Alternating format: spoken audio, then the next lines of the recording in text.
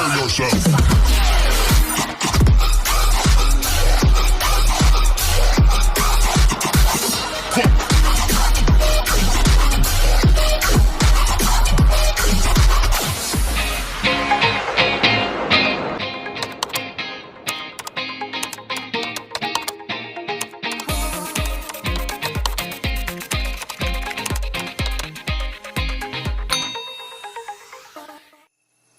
Hello everyone, welcome to my YouTube channel. For today's video, ituturo ko sa inyo kung paano mag-remove ng vocals sa isang song. Pero bago ako magsimula sa aking tutorial for today, please don't forget to like and subscribe to my YouTube channel. So guys, sa mahilig kumanta dyan, mahilig mag-karaoke, pero hindi alam kung paano mag-remove ng vocal sa isang song, itong tutorial na ito ay makatulong ito sa inyo. So, hindi ko na ito papatagalin pa, simulan na natin. Una natin gawin, pumunta tayo sa ating Play Store.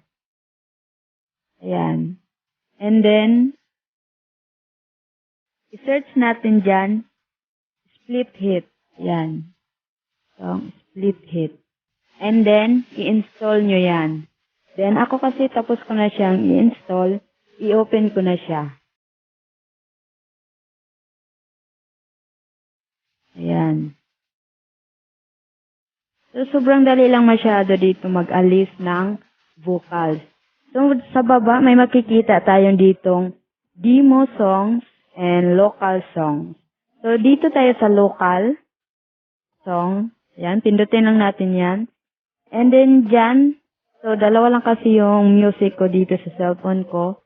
So, i-select mo lang yung music na gusto mong alisin ng vocals.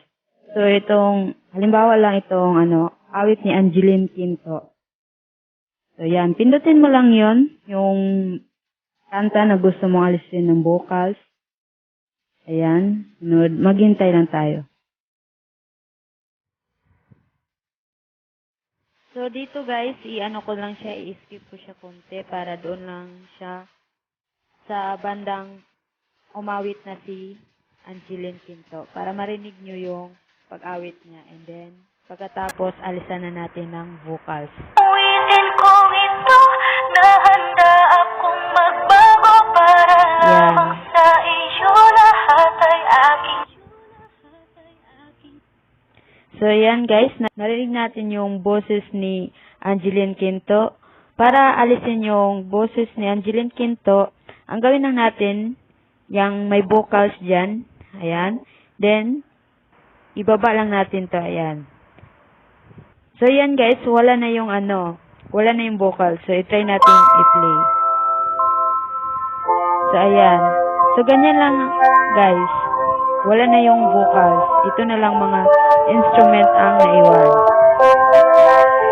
So, dito naman sa baba, itong makikita nyo, tap to record.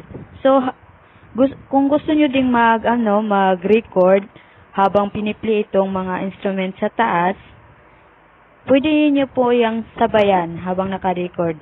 I-tap nyo lang po itong tap to record.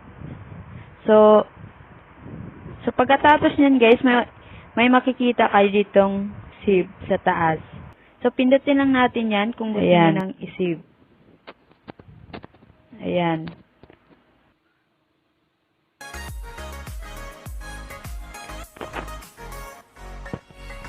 So, guys, tapos nang ma-save, so, nakikita nyo sa baba, may share and save dyan.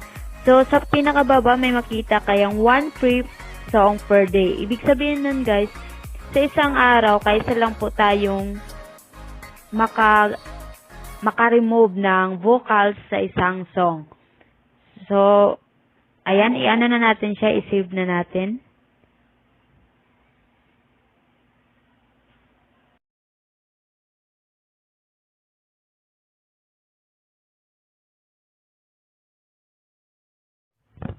So guys, ayan, na-save na siya and then okay na natin. So guys, makikita natin yon sa ating music gallery. So guys, dito na nagtatapos ang aking tutorial for today. Sana nagustuhan mo, and please don't forget to like and subscribe to my YouTube channel, and isama mo na rin ang notification bell para ma-notify ka pag may bago akong upload.